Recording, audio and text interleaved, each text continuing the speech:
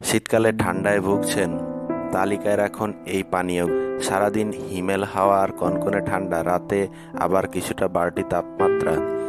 এই আবহাওয়ায় হাঁচি কাশি ঠান্ডা লেগেই আছে।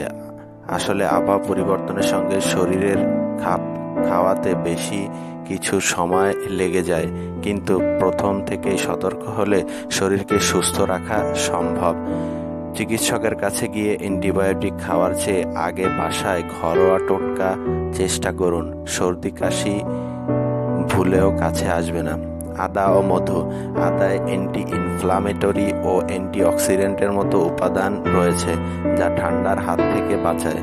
প্রতিদিন সকালে 1 কাপ গরম পানিতে আদা কুচি, লেবুর রস ও মধু মিশিয়ে খেয়ে নিন। এতে করে একদিকে যেমন ঠান্ডা দূর হবে, অন্যদিকে শরীরে জমে থাকা টক্সিনও দূর হবে। দারচিনি পানি। দারুচিনি প্রাকৃতিক অ্যান্টিবায়োটিক ও অ্যান্টিঅক্সিডেন্ট হিসাবে কাজ করে। গরম পানিতে কয়েক টুকরো দারুচিনি দিয়ে ফুটিয়ে খান। এতে করে বুকে কফ জমবে না, সঙ্গে সঙ্গে সাইনাস এবং মাইগ্রেনের মতো সমস্যাও দূর হবে। গোলমরিচের চা। গোলমরিচে রয়েছে পিপারিন, যা শরীরের রোগ প্রতিরোধ ক্ষমতা বাড়ায়।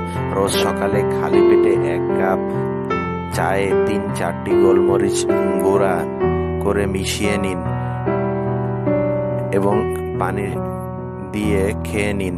এতে করে হাঁচি কাশি এবং বুকে কফ জমা, নাক বন্ধের মতো সমস্যা দূর হবে। প্রিয় দর্শক, আমাদের ভিডিওটি ভালো লাগলে সাবস্ক্রাইব করে পাশে থাকুন। শেয়ার এবং কমেন্টের মাধ্যমে অন্যকে